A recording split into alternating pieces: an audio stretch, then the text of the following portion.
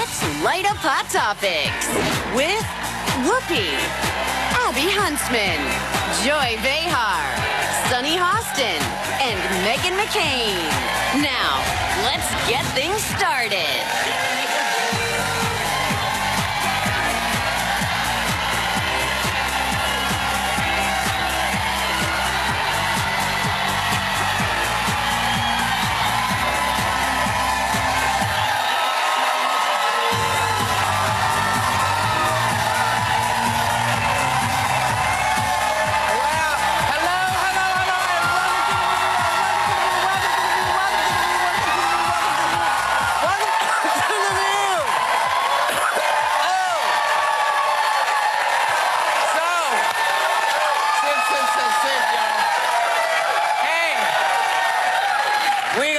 To get to. I'm very happy to be here sitting up, looking actually being able to talk to people without people going, do you need something? I do, and what I needed was this. Yeah. So,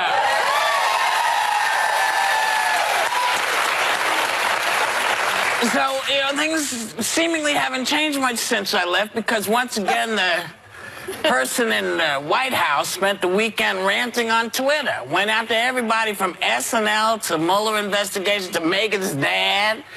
I mean, it's crazy. He claims that the new court papers prove last in the class McCain worked with Democrats to get the fake Steele dossier to the FBI and media before the election, since facts actually matter. Still, I'm happy to say, let's correct some of his fake, I'm not going to say anything bad, news. There's a couple of errors here. There's no evidence that he knew, that John McCain knew about the dossier before the election. That's a lie. That's not true. He handed them over to the FBI after the election. Right. And these are proven. The facts are there if anybody cares to look. And if you're still buying the stuff that, that you're not sure about or that he's saying, major parts of the dossier are verified, like regular contact between whose campaign and the Russians and the Kremlin favoring, who, and targeting swing voters on his behalf. Look, this is a guy who's supposed to be running the country. Crazy stuff is happening in the world, and he's pissed off because he's watching a rerun of SNL? Yeah. I mean, what the hell? I mean, really, what is going on? What is happening? Dude, what are you doing? You're kind of like Howard Hughes. I'm going to watch your fingernails from now on. Because I think you're just not, you're missing the point of what your job is supposed to be. I don't understand. Maybe it's because, death became me. Okay? But I'm here, and I'm really annoyed that you haven't figured this out yet. And you're 2-3 years in? Yeah. What the hell? Well, you're not about to get Whoopi is back, everybody. Sure. Whoopi Goldberg is back. Well, here's the thing. No, speaking of the baby, I can just tell you, I was irate over the weekend. He was rambling. It was one of the lowest points, I think, for him. But it made me so sadly grateful that my child is too young to understand what's going on in this country. That I don't have to explain to her why our president is spending his time over the weekend tweeting this nonsense. I don't have to explain that to her, but how many parents out there do? How many families like yours have to go through this crap? Well, it really is sad. He did tweet against John McCain, who passed away, unfortunately, not that long ago. It's a kind of a pathetic statement on his part, because when John McCain was getting the Silver Star, Trump was at his doctor's trying to get out of the draft with these alleged bone spurs. So let's start there. Right. And then on top of that... About privilege. Yeah. And on top of that, Lindsey Graham... I have a bone to pick with him. Because Lindsey Graham, I know he's your godfather or something. No, you take all of this, Joy. Lindsey Graham was John McCain's best friend, according to... Joe Lieberman is. And Joe Lieberman, number one. Lindsey, number two. Would we say that's about right? 3, 4. Okay. He was in the room. Well, they were buds. They were bros. They were buds. But go ahead. And Lindsey, what he wrote is, as for John McCain and his devotion to his country, He stepped forward to risk his life for his country, true. Served honorably under difficult circumstances, true. And was one of, not just difficult, I mean, they tortured John McCain and was one of the most consequential senators in the history of the body. Nothing about his service will ever be changed or diminished. He does not say the president is out of line. He doesn't say that it is a ridiculous thing to go after John McCain at this point. He does not say what you just said, which is that there are lies in the tweet. Yes. And I think that Lindsey Graham is making a huge error right now in believing that this man will ever back him up. Because Lindsey is crawling to the president so that he can get reelected, and Trump is acting like a sadist towards Lindsey Graham, putting him between a rock and a hard place and saying, okay, bow to me even more now. Because what is Lindsey going to do? He wants to get reelected. He needs to find his testicularity now. Yeah. And go for it. That's what I have to say to Lindsey Graham. You know, I think that you handled yourself this weekend with so much class. And I really appreciated that, because you and I are very similar in the sense that I know people think we're different, but we're not that different, because if you come for one of mine, you're dead to me, and I'm coming after you. But I try to handle things with class and dignity. And the way this president is acting is so pathetic and beneath the dignity of this office that it was so offensive to me what he said about your father. But you responded and said, no one will ever love you the way they loved my father. I wish I had been given more Saturdays with him. Maybe spend yours with your family instead of on Twitter obsessing over mine. And I thought, Sonny, that's how you do this. Except nobody in his family wants to spend time with him. That's the only problem. well, I appreciate it with all. It's uncomfortable for everyone because it's obviously about my father, and I'm your co-host, and I really appreciate these wonderful words. Listen, he spends his weekend obsessing over great men because he knows it, and I know it, and all of you know it. He will never be a great man. No. Yeah. No. And so my father was his kryptonite in life. Yeah. He's his kryptonite in death. On a personal level, I agree with you. All of us have love and families, and when my father was alive up until adulthood, we would spend our time together cooking, hiking, fishing, really celebrating life, and I think it's because he almost died. And I just thought, your life is spent on your weekends, not with your family, not with your friends, but obsessing over great men you could never live up to. Yeah. That tells you everything you need to know about his pathetic life right now. And I mean, I genuinely feel bad for his family. I can't imagine having a father that does this on the weekends. Oh, they're all on the same page. Don't feel sorry for them. well, I like to, you know, Tiffany's a great kid. By all means, take the floor. I just, what really kind of knocked me out is how do you not recognize a rerun on TV that has sort of Christmassy stuff in it? And you know, one would think you watch this enough to recognize when you say this was on the last time, oh, they're trying to trick me. No, you buy into it. See, this is why I can't listen to anything you're saying. You don't know rerun when you see it, especially when it's about you, and you know you watch them. So pathetic. You know you watch these shows. So, sir, you know, get out the way so that people who actually love the country can do what they need to do. We'll be right back with more Hot Topics. Later, Beto beats Bernie. The first day Beto O'Rourke announces he's running, he breaks Sanders' fundraising record. Is he the rock star candidate Democrats have been hoping for? This week on The View, fresh off her spectacular buzzed-about wedding, Priyanka Chopra Jonas is hanging with the ladies. Then, he was fired by the Trump administration. Now, what will Preet Bharara say when he comes to The View? And Friday, a View exclusive.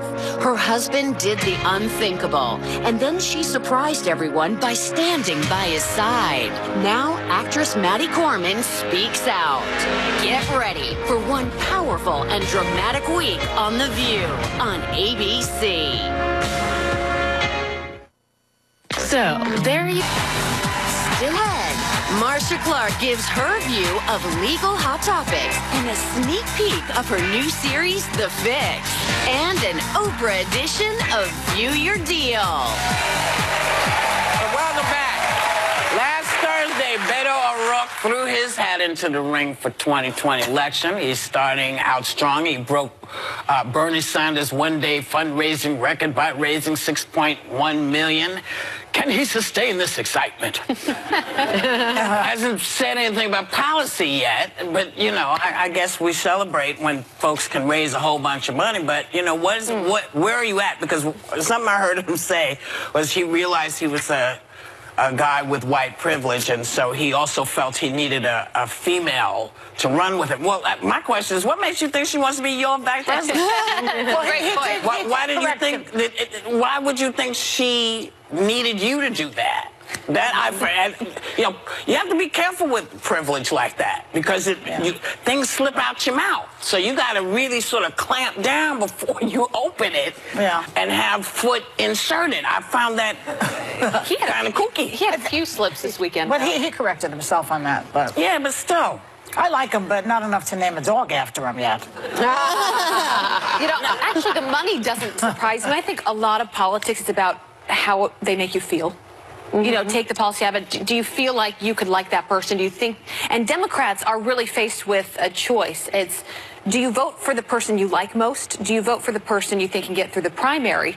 Or do you vote for the person who you may not love, but you know that they are the one person that probably beat Donald Trump in the general election? That's the one. Right? So, but I think that's why maybe Beto, and I'm not the biggest Beto fan at this point, but I think there are Democrats that feel like he's got this sort of rock star status similar to what Obama had early on, and maybe he could go up against Trump in a way different than I want somebody who knows what they're doing. Yeah. I'm tired of this kind of... Well, I'll tell you what he's done. You know, there's actually a website that's fundraising off of his gaffe, and it has the 4 women candidates running, and it says we were born to run, and born is X'd out, and it said work hard to run. Yeah. So I think this gaffe will follow him, and it really is. I don't use this all the time, but it really is white male privilege to be like, I was born to do this. If Hillary or Kamala or anyone had been on the cover of Vanity Fair saying I was born to do this, the media would be going insane right now against it. I once dated a guy that said he was born, in his mind, he's like, I'm supposed to be president one day. He was the epitome of this white bro.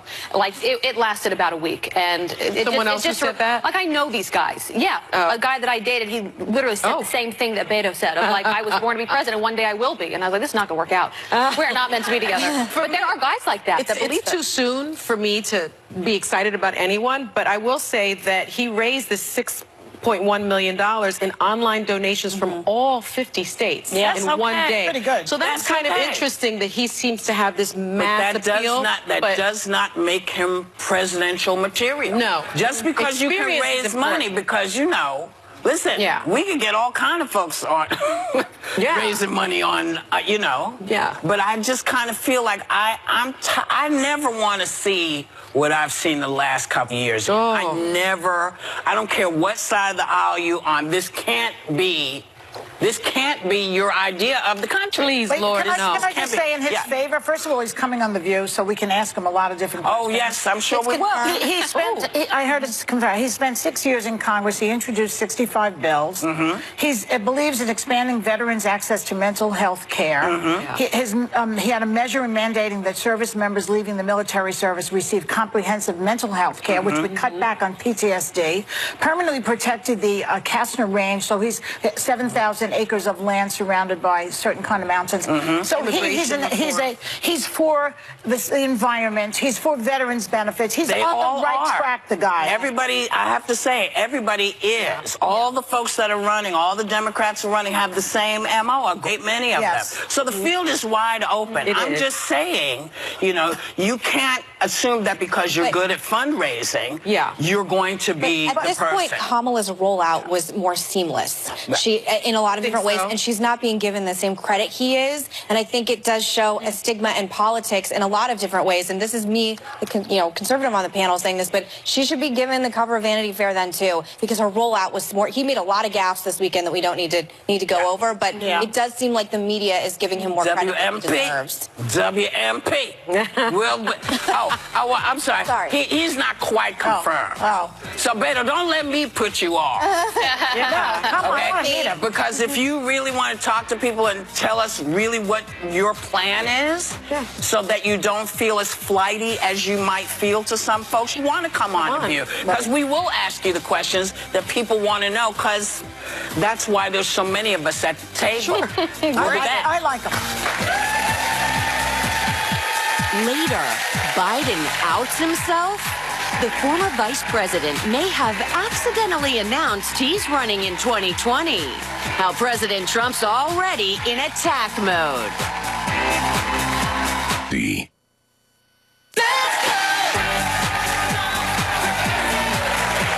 Okay, so welcome back. I have to tell you that when I read this, I thought it said, even if your finance cheats right before your wedding. And I thought, finance cheating on you? It's actually fiance. But that's where my head is at. Even if your fiance cheats right before your wedding, Brides.com says it doesn't have to mean the marriage is off. They claim you have the right to take a breath and talk it out and see whether it was a one-time mistake, or are there levels of cheating that are happening here, or is there a zero-tolerance policy? Well, I had a situation with an acquaintance. She has a friend. I have a friend. You have We're not that close. friends. But her now husband he had a bachelor party. There was a dancer, a stripper. He didn't have underwear on. She was naked. There was a lap dance. There was skin-on-skin contact. He grabbed her breast, naked breast, and they made out. There was a video of it. She was told, a group of us told her. Yeah. I was included. I assumed the wedding was not going to happen. Shock of shocks. They are still married. Yes. Joy says that wasn't cheating. No. Well, it wasn't a, No, both of you? It wasn't emotional connection. Yeah. It was just some crazy, drunken, stupid idiot. I wouldn't marry him. I'm just saying. I'm not saying I would marry the guy. I don't believe bachelor parties, things that happen at bachelor parties, things that happen at bachelorette parties. I don't think you can count that, because when there's alcohol, I'm going to do this because it's the last time this is going to happen. Crazy stuff happens. So either don't do it, or know that boobs might be touched, or a penis. But there was like skin on skin. Yeah, but he's still married to her. It's obnoxious. They're still married. He sounds like a total moron, you know what whoever I would he say? is. At least she knows. How many people don't know where their fiance was or what they were doing on their bachelor trip? Now I'm going to go home, and my husband went to Mexico. I have all these questions that we probably didn't dissect. You're still mad at him. But you know for what I going to probably would have Mexico. done? I probably would have gone to the fiance first and said, this is getting out there. She's going to find out. Why don't you handle this? Why don't you be a man about it? You tell her what. How about mind your business? How about mind your business? Yeah, because there was that, I guess. they stayed married because it wasn't about that. It was about him doing crazy stuff on the bachelor party. Everybody gotta really take a minute. Leave social media alone. Mind your business. You are not in a relationship. What was her response when you told her? Drunken bachelor party. Like Mind your business. That's what she said. We'll be right back. Skin on skin.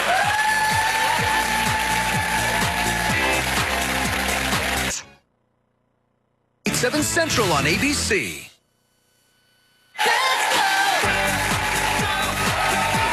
Welcome back.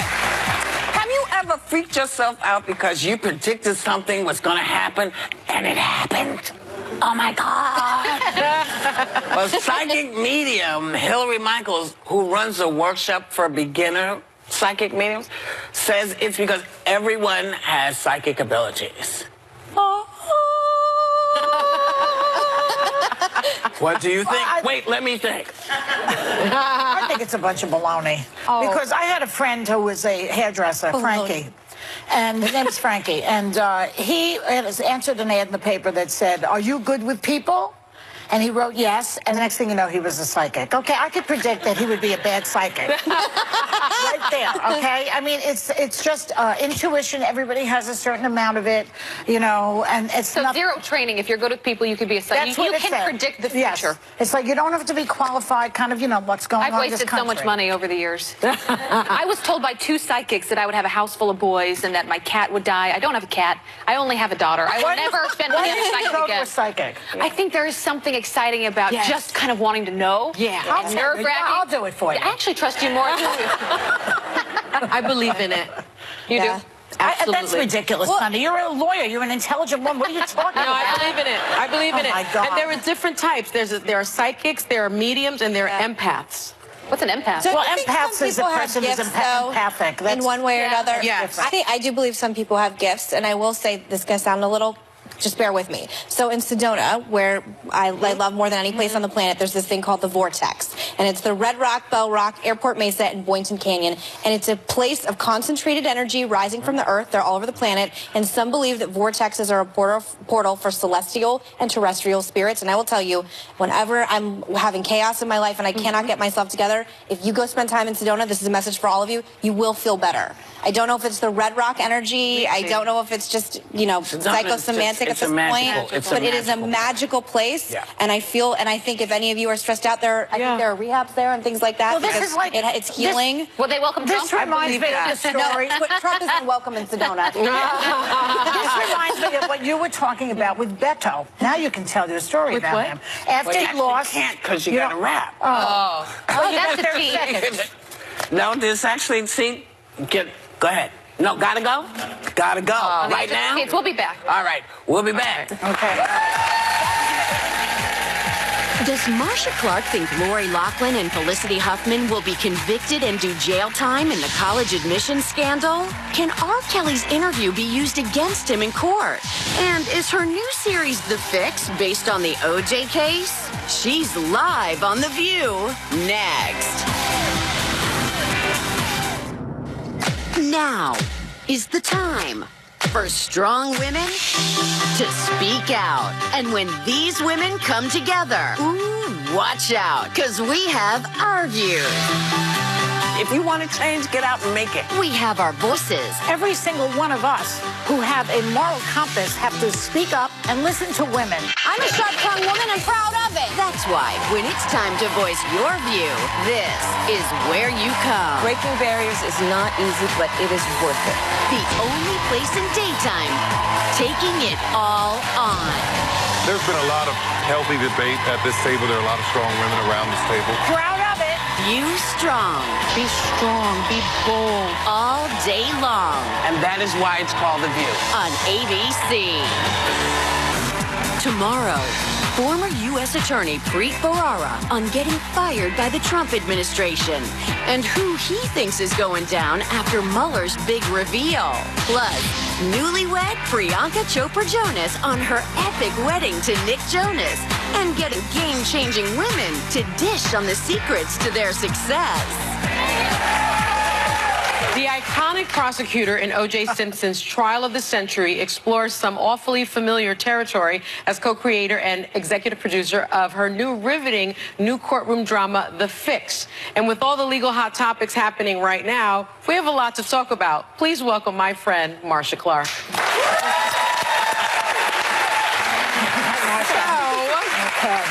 We have to start with legal hot topics, and we were just talking at the break, like the college admissions scandal, which both of us are obsessed with. Yeah. You've got these rich and powerful parents, including actresses Felicity Huffman and Lori Loughlin.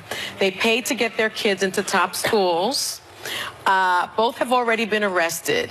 The question is, will they serve time? Will they really go to prison? I think it's very unlikely. Really? Yeah, I know. I don't want to upset you. Let's ask another question. But it's very unlikely. Yeah, of course, it's not a matter of whether they did right or wrong. We know they did wrong. But what these kind of crimes, they're white-collar crimes, they're paper crimes, so to speak, if you will, and typically they don't do a lot of jail time or any jail time. You should also know that Felicity Huffman did less than others, so the judge is going to look at that too, like how much did you do? And Should that matter, though? I mean, they still committed the act. They did commit the act, but really how much you do does matter. You know, how many millions? But bigger picture, let's talk about the fact that we all know that a lot of kids got into these Ivy League schools because daddy bought a wing, or daddy donated all this money, or daddy is an alum, right? That's different. It's different. Well, it's legal, but it's still influence peddling. Now, this is worse. Don't get me wrong. I'm not clutching my pearls. They had somebody take the test for them. Yes, they had someone and pretend to be on the rowing crew. Yeah. And you know, I mean, they photoshopped somebody's their face on somebody else's body. I mean, it's ridiculous what they did. There's so many things wrong with this, but let me just talk about one of them. Okay. A lot of these better high-paying jobs for kids out of school, Google, Microsoft, Apple, they won't even consider a kid who has not graduated from an Ivy League school. Now think about all the highly deserving kids who graduated from state schools and community college or whatever. That's on Apple. That's on them. But it is on them. But I want them to look at this and realize they're passing by some really good people. That seems illegal. How could you say you went to whatever ASU instead of Harvard? You can't work. It's not illegal. How is that It's not illegal. It should be. I've always been, I really agree. I mean, I just think it's terrible that they're not looking at the merits of the children who graduate from state schools, who are really qualified, hard workers, but mom and dad don't have the money for a Harvard or, you know, to donate a wing or to buy their way in. The inequities go on and on and on and on. It's not just the school they get into, it's the school they graduate from. There's a huge inequity here, and we're talking about income inequality. That's right. Well, and I went to a state school, and I did okay. But let me ask you this. But it seems to me, you know, Martha Stewart went to prison because they made an example out of her. But it seems to me that perhaps they will make an example out of these women, and that example would speak volumes. But it's not fair. There's 500 of them or so, right? Oh, yeah. So why should they make an example out of Felicity Huffman just because she's famous? That's not fair either. See, that's exactly my point.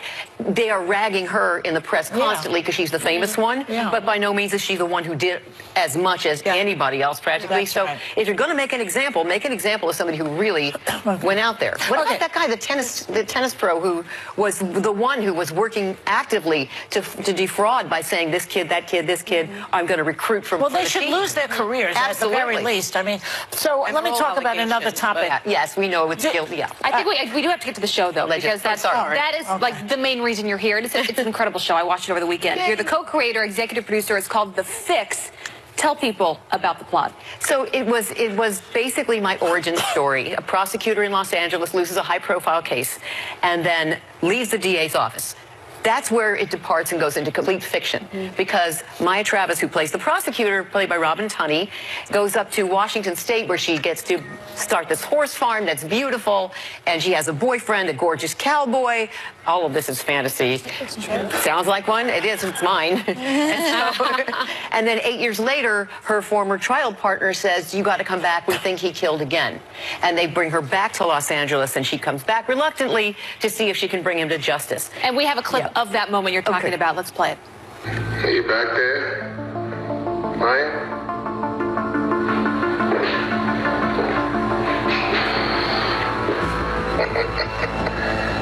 You're never gonna get me, Maya. I'm an innocent man. Ooh! So good. It did remind me a little bit of the O.J. Simpson that you were co-writer. Yeah, it's not. And Adewale Agbaje is the lead there. He is so riveting. He's mesmerizing. He's amazing. So he plays a British actor, a British movie star, who's been in this country for 20-some-odd years, very famous, very beloved. So we take it away from the whole Simpson thing. And really, the case is not at all Simpson. It's a fictional telling.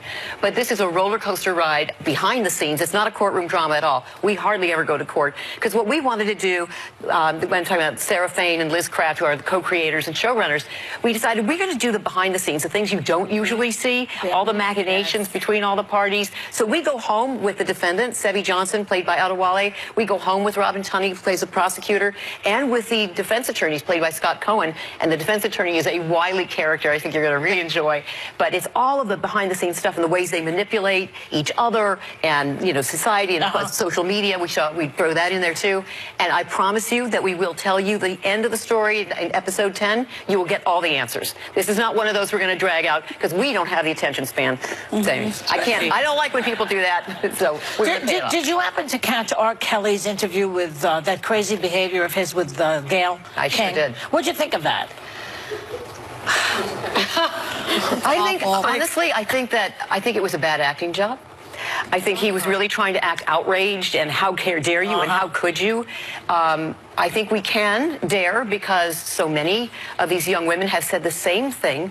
Gail made the point and made it well. All these different women who don't know each other are telling the same story, and the story is bizarre. This is not the kind of thing where he just, he grabbed my butt. Okay, that's kind of generic. It's happened to all of us, or many. They're talking about being held captive. Yeah. They're talking about bizarre behavior. You're not allowed to brush your teeth without permission. I mean, who can make this up? Yeah. And so underage girls. Oh, yeah.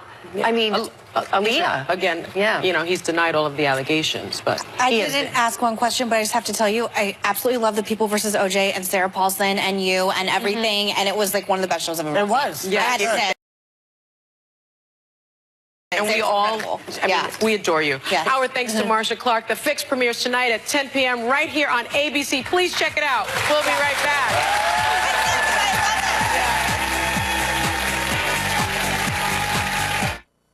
On View Your Deal. We partnered with vendors for at least half off her spring crop of favorite things. Next.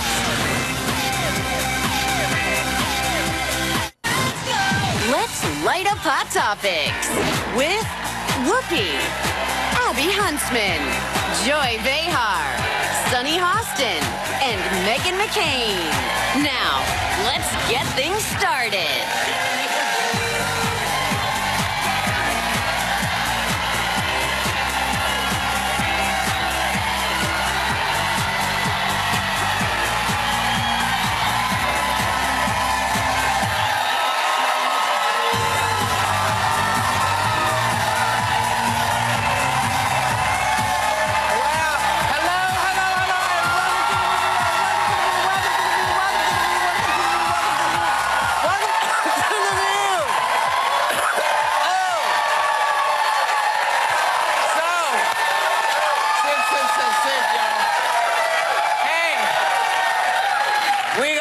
To get to. I'm very happy to be here sitting up, looking, actually being able to talk to people without people going, do you need something? I do, and what I needed was this. Yeah. So,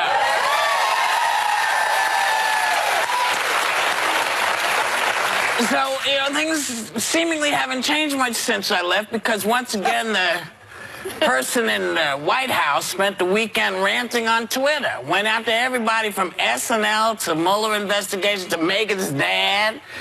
I mean, it's crazy. He claims that the new court papers prove last in the class McCain worked with Democrats to get the fake Steele dossier to the FBI and media before the election, since facts actually matter. Still, I'm happy to say, let's correct some of his fake, I'm not going to say anything bad, news. There's a couple of errors here. There's no evidence that he knew, that John McCain knew about the dossier before the election. That's a lie. That's not true. He handed them over to the FBI after the election. Right. And these are proven. The facts are there if anybody cares to look. And if you're still buying the stuff that, that you're not sure about or that he's saying, major parts of the dossier are verified, like regular contact between whose campaign and the Russians and the Kremlin favoring, you know who, and targeting swing voters on his behalf. Look, this is a guy who's supposed to be running the country. Crazy stuff is happening in the world, and he's pissed off because he's watching a rerun of SNL? Yeah. I mean, what the hell? I mean, really, what is going on? What is happening? Dude, what are you doing? You're kind of like Howard Hughes. I'm going to watch your fingernails from now on. Because I think you're just not, you're missing the point of what your job is supposed to be. I don't understand. Maybe it's because, death became me. Okay? But I'm here, and I'm really annoyed that you haven't figured this out yet. And you're 2-3 years in? Yeah. What the hell? Well, you're not about to get back. Whoopi is back, everybody. Sure. Whoopi Goldberg is back. Here's the thing. No, speaking of the baby, I can just tell you, I was irate over the weekend. he was rambling. It was one of the lowest points, I think, for him. But it made me so sadly grateful that my child is too young to understand what's going on in this country. That I don't have to explain to her why our president is spending his time over the weekend tweeting this nonsense. I don't have to explain that to her, but how many parents out there do? How many families like yours have to go through this crap? Well, it really is sad. He did tweet against John McCain, who passed away, unfortunately, not that long ago. It's a kind of a pathetic statement on his part, because when John McCain was getting the Silver Star, Trump was at his doctor's trying to get out of the draft with these alleged bone spurs. So let's start there. Right. And then on top of that... About privilege. Yeah. And on top of that, Lindsey Graham... I have a bone to pick with him. Because Lindsey Graham, I know he's your godfather or something. No, you take all of this, Joy. Lindsey Graham was John McCain's best friend, according to... Joe Lieberman is. And Joe Lieberman, number one. Lindsey, number two. Would we say that's about right? 3, 4. Okay. He was in the room. Well, they were buds. They were bros. They were buds. But that. And Lindsey, what he wrote is, as for John McCain and his devotion to his country, he stepped forward to risk his life for his country, true. Served honorably under difficult circumstances, true. And was one of, not just difficult, I mean, they tortured John McCain, and was one of the most consequential senators in the history of the body. Nothing about his service will ever be changed or diminished. He does not say the president is out of line. He doesn't say that it is a ridiculous thing to go after John McCain at this point. He does not say what you just said, which is that there are lies in the tweet. Yes. And I think that Lindsey Graham is making a huge error right now in believing that this man will ever back him up. Because Lindsey is crawling to the president so that he can get reelected, and Trump is acting like a sadist towards Lindsey Graham, putting him between a rock and a hard place and saying, okay,